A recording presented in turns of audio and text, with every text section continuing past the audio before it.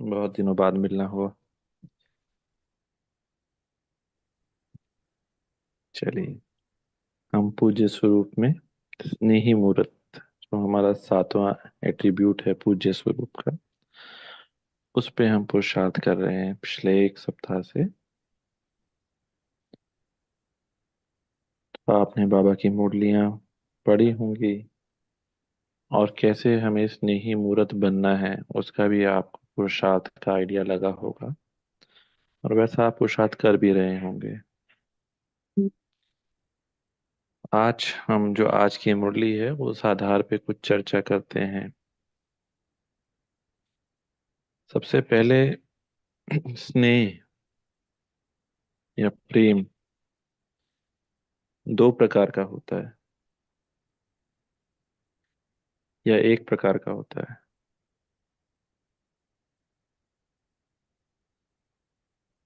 एक ही होता है। एक ही होता है। ईश्वर भाई? तीन प्रकार का। तीन प्रकार का? चलो, एक से तीन पे आए। एक ही होता है। एक ही होता है। जी। बाबा कहते हैं ना, तीन तरह के बच्चे होते हैं स्नेही। हाँ जी, हाँ जी। मैंने उस बिहाफ पे आंसर दिया है। अच्छा अच्छा अच्छा, बहुत अच्छे। हाँ, रामवंश भाई। ओम शांति भाई साहब। ओम शांति। बाबा के साथ तो एक ही प्रकार का है, लेकिन लौकिक या पहले से जैसे कि एक बड़ा होता है छोटे के साथ होता है, और बड़े का छोटे के साथ, तो जी उसमें थोड़ा सा अंतर होता है। जी एक वात्सल्य प्रेम उसको बोलते हैं, जैसे बड़ा छोटे के प्रति जी। करता है और छोटा बड़े को करता है, तो एक दूसरा भाव रहता है। ओम शांति। ओम शांति। और कोई बता सकता है स्नेह?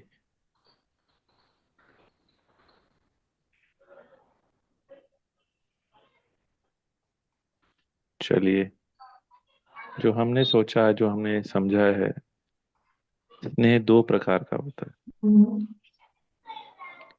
स्नेह तो वैसे एक ही प्रकार का होता है, बट उसमें साथ में एक विशेषण लग जाता है।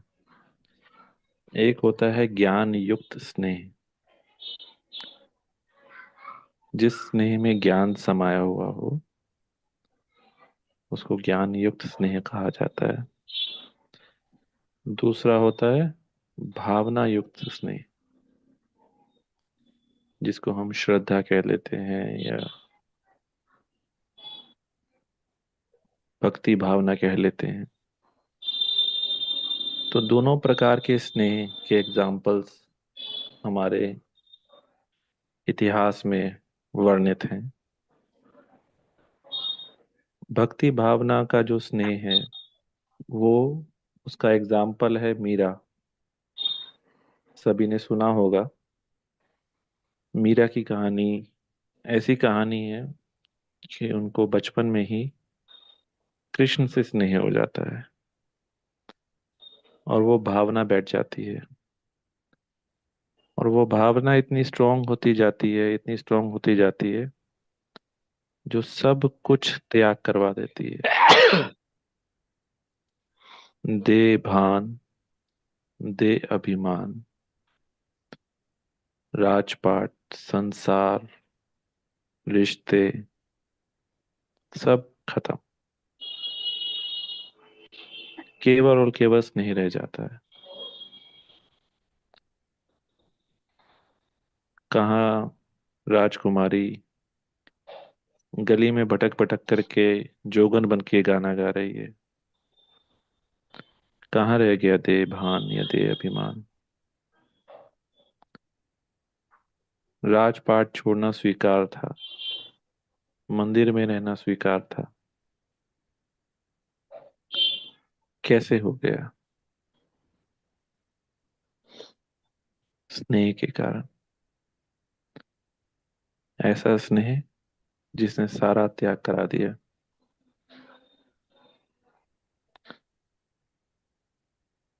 दूसरा, ज्ञान युक्त स्नेह। इसमें भी वही सारे लक्षण होते हैं, पर फर्क होता है कि ज्ञान के साथ में होता है, समझा हुआ होता है कि किसके साथ हम जुड़ रहे हैं। ऐसे एग्जाम्पल हमारी दादियाँ, सभी ने दादियों के बारे में पढ़ा होगा। दादी जानकी अपनी छोटी सी बेटे या बेटी को छोड़ करके आ गई।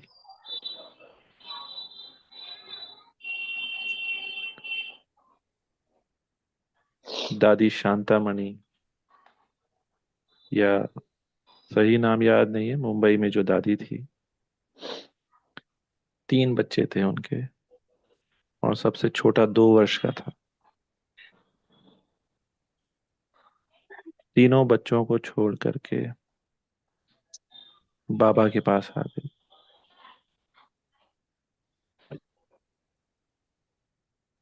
ज्ञान युक्त स्नेह,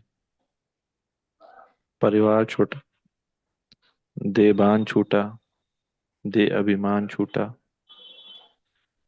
दादियों ने जो सेवा की, हम समझ सकते हैं। ऐसा नहीं था कि बहुत गरीब परिवार से थी या कुछ ऐसा था, बहुत ऊंचे घरानों से थी। दिल्ली में 2 दीवारों के बीच में रही। आज की मुरली में जब सर्विस पे बाबा ने भेजा, तो नॉलेज की शक्ति कम थी, नॉलेज इतनी नहीं थी, बहुत ज्यादा ज्ञान का विस्तार नहीं जानते थे। लेकिन सफलता किस शक्ति के आधार से हुई? त्याग और स्नेह।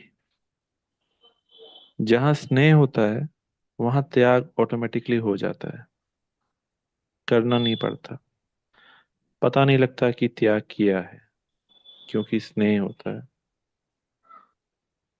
और दोनों ही, चाहे तो भावना युक्त कहें चाहे तो ज्ञान युक्त कहें, उसके लिए एक ही कॉमन चीज है, बुद्धि की लगन। बुद्धि की लगन दिन रात बाबा और यज्ञ की तरफ थी।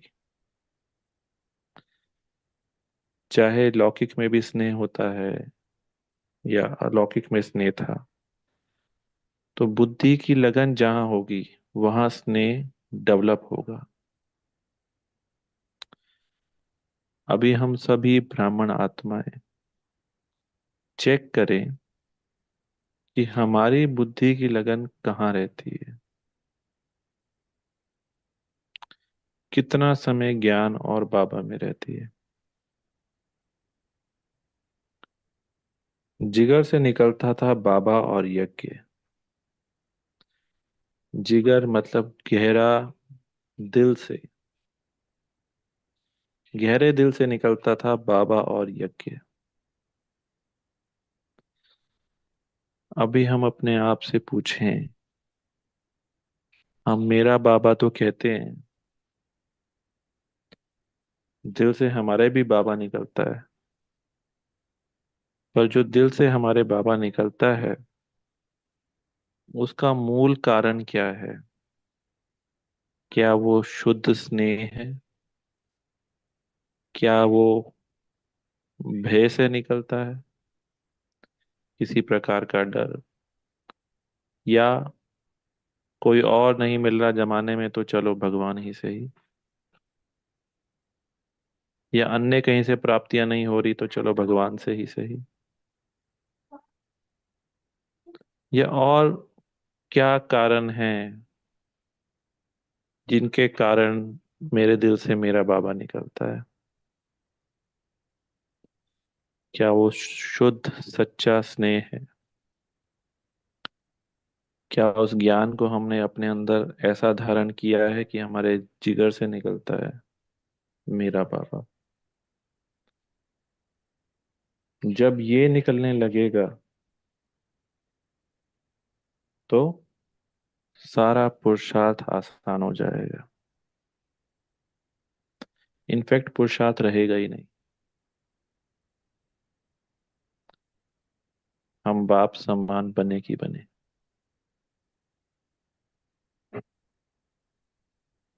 बुद्धि की लगन लगी रहेगी। तो चेक करना है दिन में कितना बार हमारी बुद्धि बाबा की तरफ जाती है या ज्ञान की तरफ जाती है। कितना बार हमको लगता है कि चलो बाबा के पास चले। तो ये पुरुषार्थ करना है। इसी स्नेह ने ही सभी को सहयोग में लाया। इसी स्नेह की शक्ति से ही केंद्र बने। जो दादियों को मिला उन्होंने वो आगे बांटा।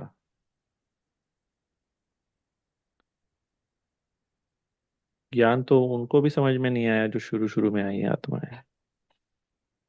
ज्ञान तो इनफैक्ट, अगर मैं अपनी बात करूं तो मुझे भी आधे से ज्यादा कहेंगे या ज्ञान का ज्ञा भी नहीं आया। क्लासेस जरूर करते हैं, सुनते हैं, पढ़ते हैं, सब करते हैं, प्रोजेक्ट भी कर रहे हैं, पर फिर भी शायद जिस पुरुषार्थ की कमी है उस तरफ अटेंशन नहीं। शायद बहुत ही सागर की सतह पर ही है, गहरे शायद उतरे ही नहीं।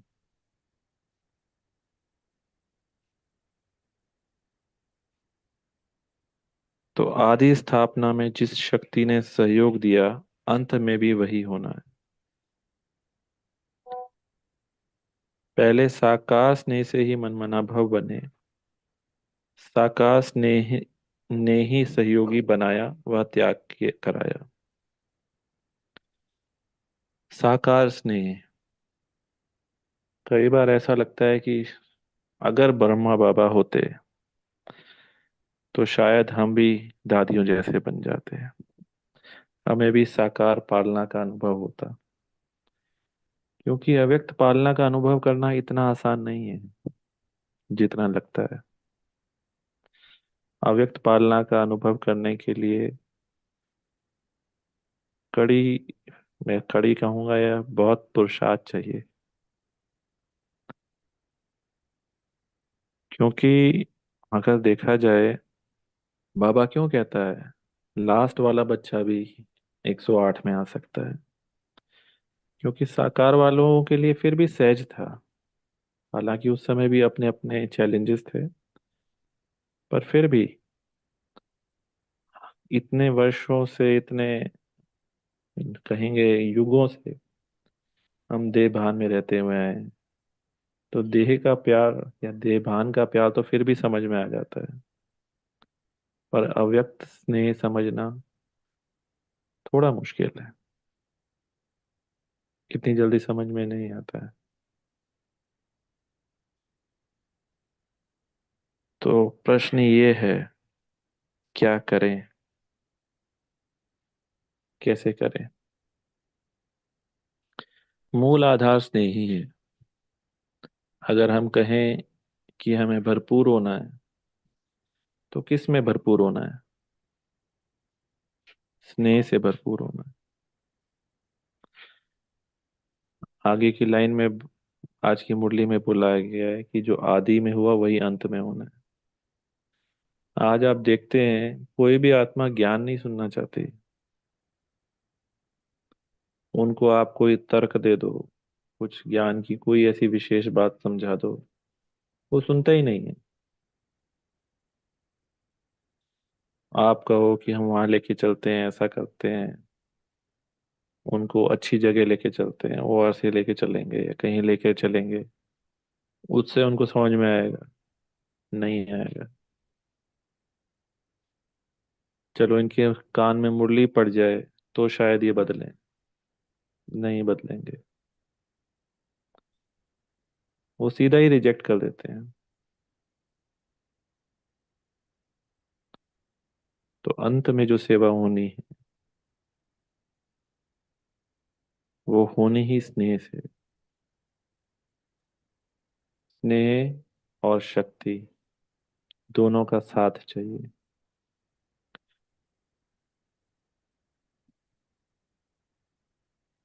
और ये आएगा गहरी गहरी गहरी आत्मिक दृष्टि, स्मृति, दृष्टि और वृत्ति से।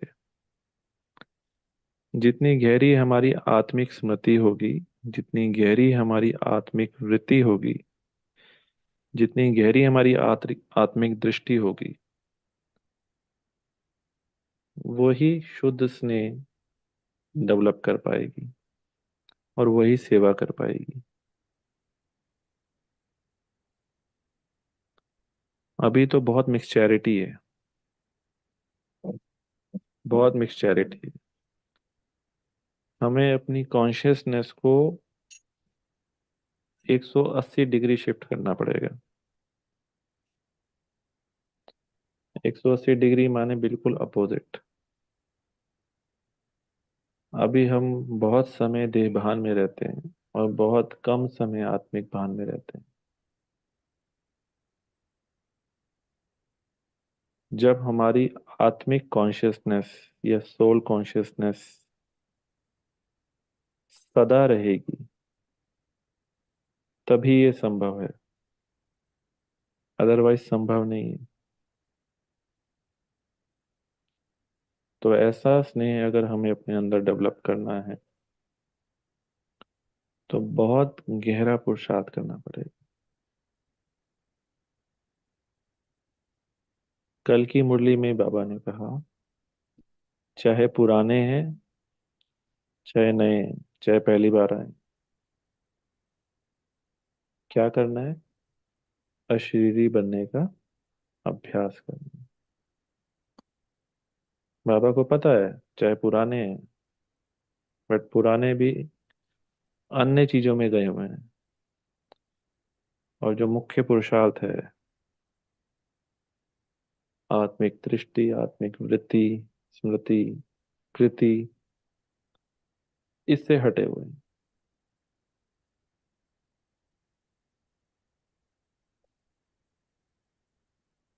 आगे बाबा ने कहा, स्नेह और संगठन। संगठन और स्नेह की शक्ति से घेराव डालना है। अभी देखो, बाहर विलायत में भी सर्विस की सफलता का मूल कारण स्नेही और सहयोगी बनने का घेराव है। विदेश वालों को क्या पता क्या आदि सनातन देवी देवता हैं या क्या है, कौन ब्रह्मा और कौन शंकर, वो कैसे चल रहे हैं ज्ञान में। कल्चर ही डिफरेंट है, पता ही नहीं है कौन देवी देवता थे, फिर भी ज्ञान में चल रहे हैं। कैसे आए? दादियों को देखा, दीदियों को देखा, संगठन में होते हुए भी आपसी स्नेह को देखा। एक अकेली आत्मा तो फिर भी हम समझ सकते हैं, पर एक पूरा, जिसे कहते हैं सेंटर पे कई बहनें एक साथ रह रही, आपस में स्नेह से रह रही, आपस में प्रेम प्यार से रह रही, ये सब देखते हैं। कोई ये थोड़ी ना देखता है कि किसने कैसा ज्ञान सुनाया, किसने क्या बताया। संगठन में रहते हुए सभी के अंदर स्नेह बना हुआ है, सभी एक मत पे चल रहे हैं, जिसको हम श्रीमत कहते हैं। ये देख करके ज्ञान में आते हैं। ज्ञान का प्रैक्टिकल सबूत, अगर ज्ञान हमने समझा है, रियलिटी में समझा है, तो उसका प्रैक्टिकल सबूत है स्नेह और संगठन की शक्ति। कहीं अलग जा करके समझें कि हम पुरुषार्थ कर रहे हैं, कहीं परिवार छोड़ करके हम समझें कि हम पुरुषार्थ कर रहे हैं, तो वो ज्ञान का सबूत नहीं है। ठीक है, थोड़े टाइम के लिए भल हम एक बार को अलग होना चाहते हैं, कुछ अभ्यास करना चाहते हैं, वो अलग बात है। पर हम कहें कि हमें इनका साथ नहीं चाहिए, बाकी सब चलेगा, तो वो ज्ञान का प्रैक्टिकल सबूत नहीं है। ज्ञान का, जिसको ज्ञान समझ में आएगा वो ऑटोमेटिकली स्नेही बन जाएगा और सहनशील भी बन जाएगा। सर्विस की सफलता का मूल आधार यह है, कहाँ भी रहते यह सोचना चाहिए किस रीति ऐसी प्लानिंग करें जिससे संदेश देने का कार्य जल्दी समाप्त हो। अभी तो बहुत रहा हुआ है। स्नेह से त्याग का भी जंप देने का उमंग आता है। जब बाबा से जिगरी प्यार होगा ना, तो अंदर से आएगा कि बस अब जो है जल्दी से सबको संदेश मिले और जल्दी से हम अपनी नई दुनिया में जाएं। जब बाबा समझ में आएगा तब फिर हम ये नहीं देखेंगे कि ऐसा करना है वैसा करना है और 10 चीजें हमारे रास्ते में नहीं आएंगी। जिसके लिए हम अभी पुरुषार्थ कर रहे हैं वो सब खत्म हो जाएगा। आप सभी ने त्याग कैसे किया? रग रग में स्नेह भर गया तब जमते सके। तो हम सभी ने भी जो भी त्याग किया है, चाहे हम सभी ब्राह्मण आत्माएं त्यागी तो हैं ही। लौकिक दुनिया के हिसाब से तो हमने बहुत त्याग किए हैं। वो कैसे कर पाए? तो देखा जाए तो हम भी अभी स्नेह के आधार पे ही चलते हैं। ज्ञान की एक बात अगर हम गहरे उसमें ले लें तो एक बार को हमारा भी निश्चय हिल जाता है, क्या ऐसा भी करना पड़ेगा?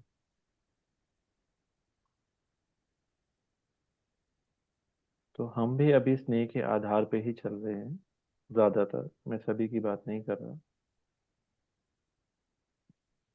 पर बनना अभी हमें स्नेही मूर्त है। तो स्नेह के आधार से चलते हुए, ज्ञान को समझते हुए, फिर अपने आप को स्नेही मूर्त बनाना है। स्नेही मूर्त बन गए तो समझ लीजिए बाप समान बन गए।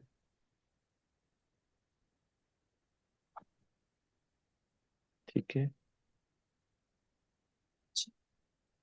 ओम शांति।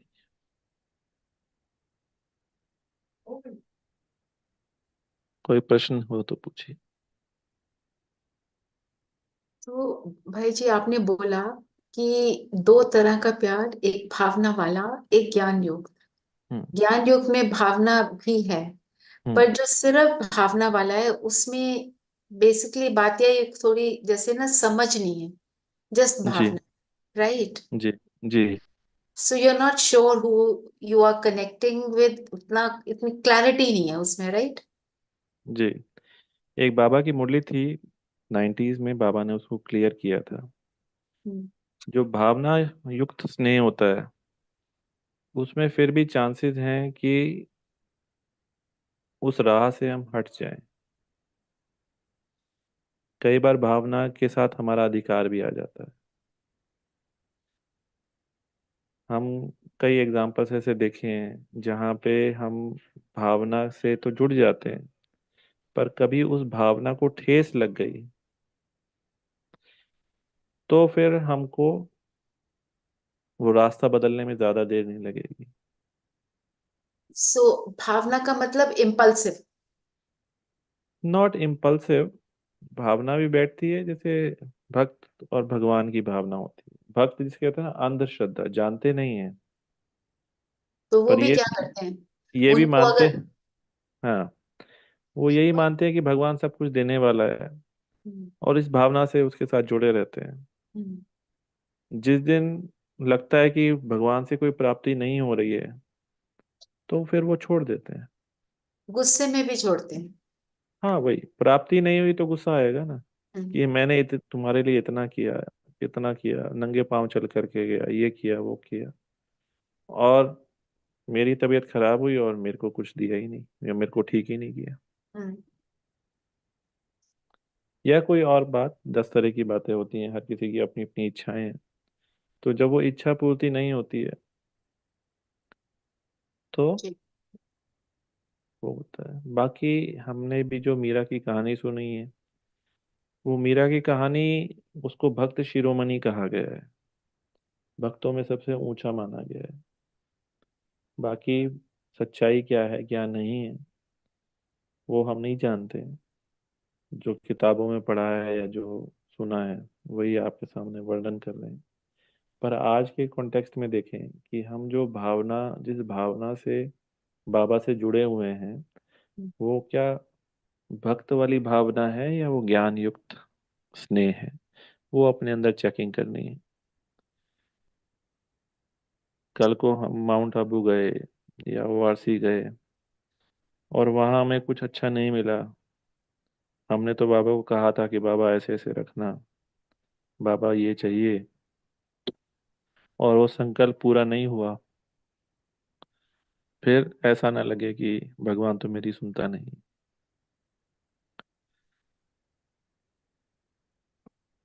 जी। तो ज्ञान युक्त स्नेह मतलब ज्ञान के आधार पे स्नेह।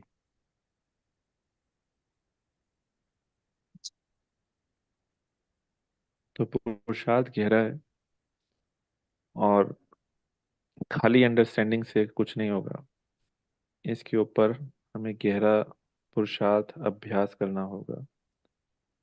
अभी 2-3 दिन से बाबा की अंतर्मुखता की मुरली चल रही है, तो गहरे अंतर्मुखता में जाना होगा। कुछ दिन पहले की मुरली में बाबा ने आया था, योग के लिए एकांत चाहिए, और थोड़ा एकांत से भी, अभी का जो समय चल रहा है, थोड़ा एकांत भी काफी नहीं है। तो यही शुभ भावना है जो बाबा हमें बनाना चाहता है, उसके लिए हम समय दें। पढ़ने और पढ़ाने में थोड़ा समय कम करके ज्ञान के मनन चिंतन, एकांत में समय ज्यादा बिताएं। ठीक है। जी। भाई जी, इसका मतलब इसका मेन आधार यही है कि हमें आत्मिक दृष्टि में ज्यादा, आत्मिक स्थिति में ज्यादा रहना है, सोल कॉन्शियस। बिल्कुल। जब तक हमारी आत्मिक दृष्टि नहीं होगी, जब तक हमारी आत्मिक स्मृति नहीं होगी, हम स्नेह डेवलप ही नहीं कर पाएंगे। हम दूसरे को देह देखेंगे या देह भान से देखेंगे या देह अभिमान से देखेंगे। हम्म।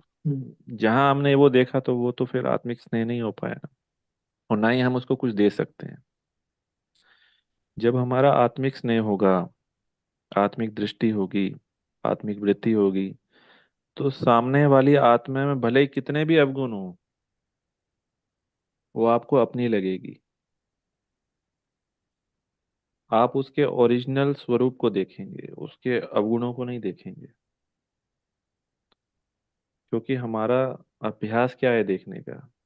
अभ्यास हम देखते हैं या तो किसी रिश्ते के आधार से, या तो किसी लेबल के आधार से।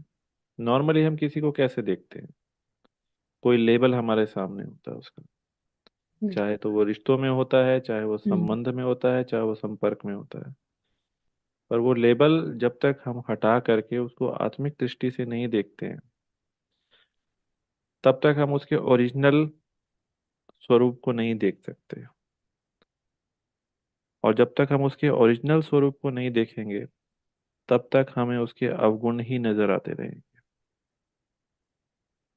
डिटैच हो ही नहीं सकते।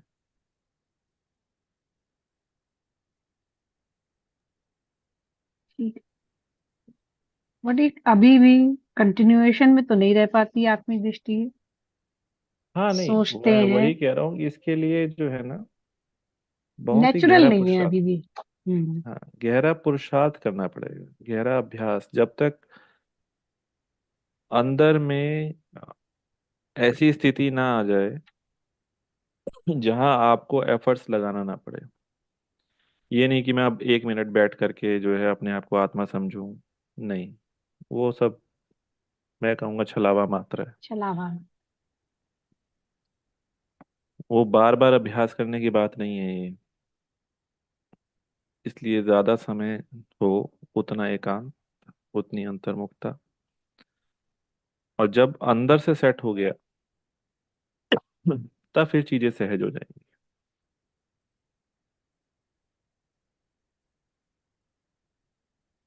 वो ठीक है नए लोगों के लिए कि चलो ट्रैफिक कंट्रोल कर लिया या बीच बीच में याद कर लिया, अब उससे काम चलेगा नहीं।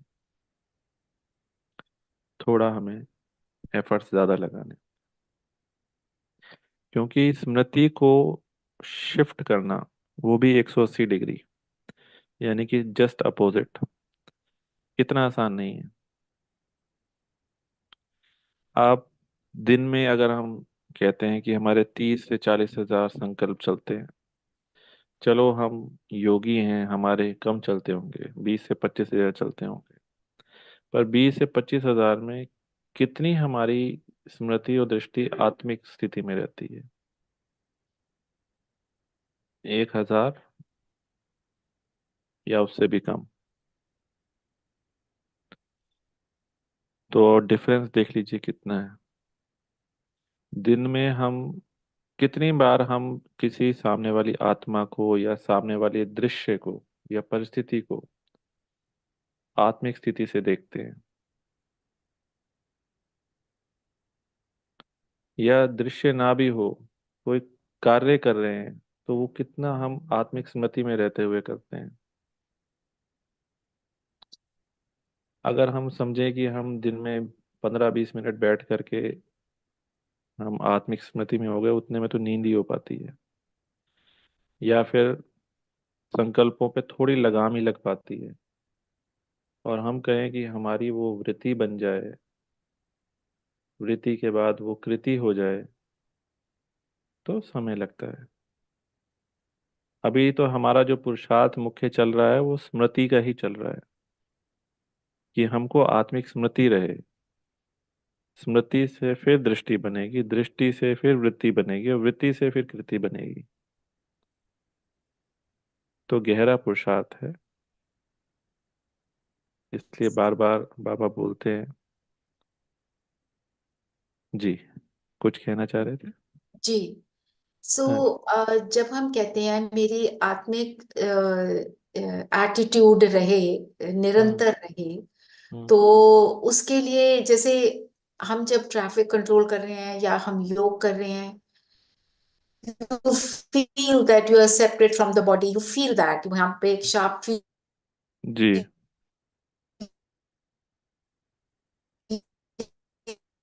आपकी आवाज कट रही है। भी आती है, वो सब है। तो क्या वो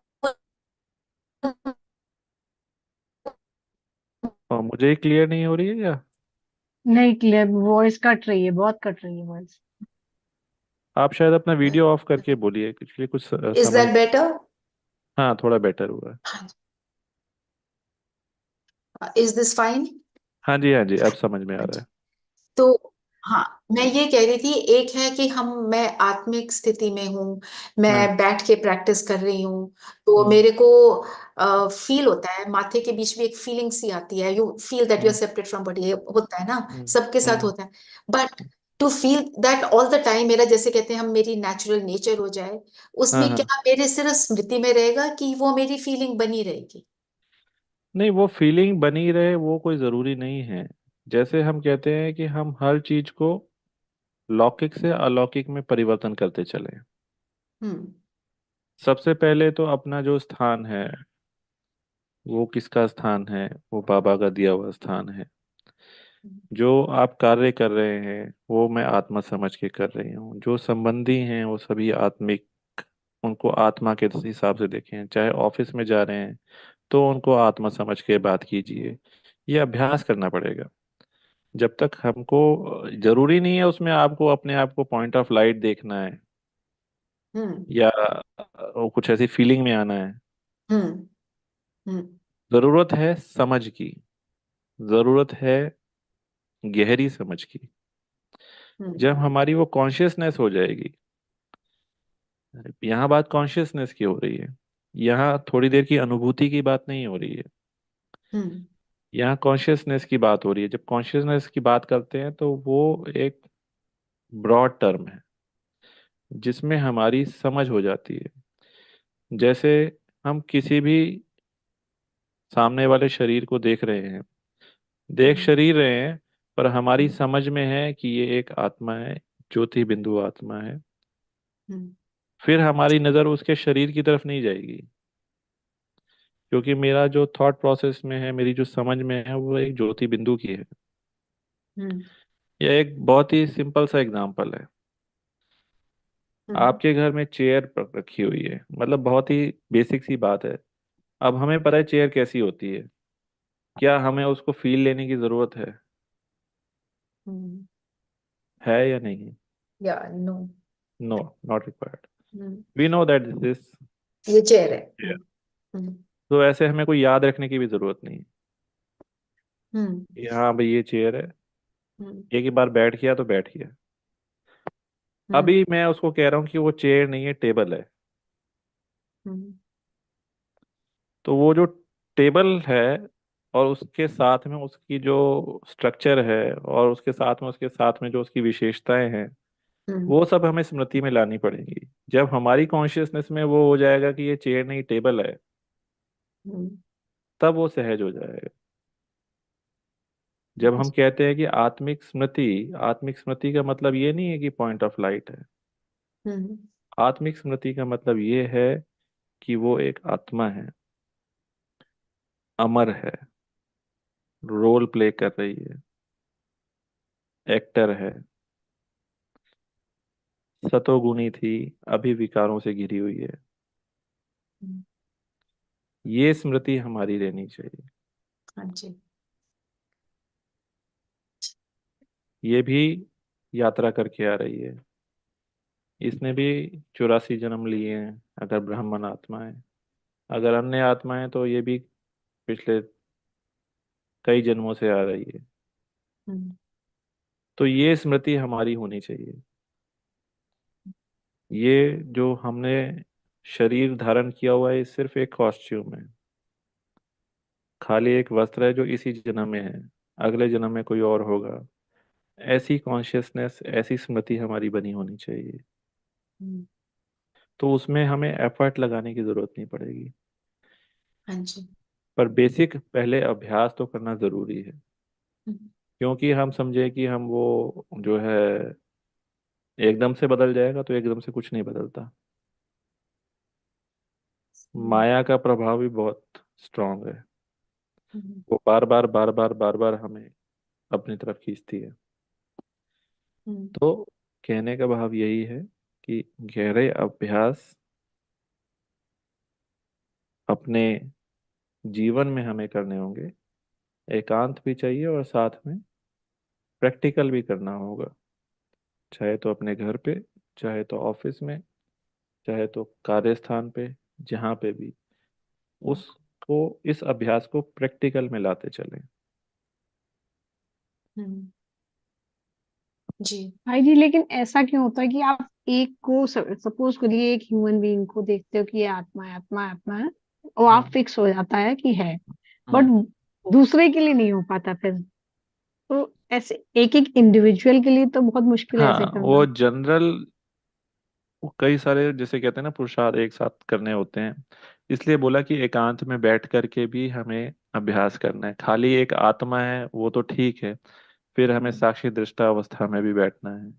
फिर एक पूरे हम ग्लोब को साकाश देते हैं, उसमें सभी आत्माओं को भी इमर्ज करते हैं। तो कई हम्म सारी चीजें आ जाती हैं। तो आत्मिक स्मृति इटसेल्फ एक बहुत बड़ा टॉपिक है। हम्म तो उसमें हम फिर जब हम आत्मा देखते हैं, तो फिर खाली एक को नहीं देखते हैं, फिर उसमें हम कई को देखते हैं। आप एक पे पुरुषार्थ मत करो, आपका पुरुषार्थ बेहद में होना चाहिए। हम्म और जहां तक हो सके, क्योंकि हम जब एक को देखेंगे भी ये आत्मा है, ऐसा नहीं होता है। वो तो मैं अभ्यास की दृष्टि से बता रहा हूँ। हम्म पर हमें सभी को देखना है, और उसके ओरिजिनल स्वरूप में देखना है। तब हम स्नेही मूर्त बन पाएंगे। अन्यथा स्नेह नहीं डेवलप होगा। हम्म। नहीं तो उसके अवगुण और विकार ही दिखेंगे। विकारी दिखे। जी। ठीक है। जी। ठीक है। हम्म चलिए, टॉपिक थोड़ा बड़ा है, पर आप सभी भी मनन चिंतन करना। सभी का इसमें पुरुषार्थ चलता ही है। तो जरूर हम बाबा की जो आश है वो पूरी करेंगे। ओम शांति। ओम शांति। Thank you. ओम शांति। ओम शांति। थैंक यू जी। ओम शांति भाई जी। ओम शांति भाई जी। ओम शांति भाई जी। 2 मिनट बाबा शांति की भाई याद में जी। बैठेंगे। ओम शांति। ओम शांति भाई जी।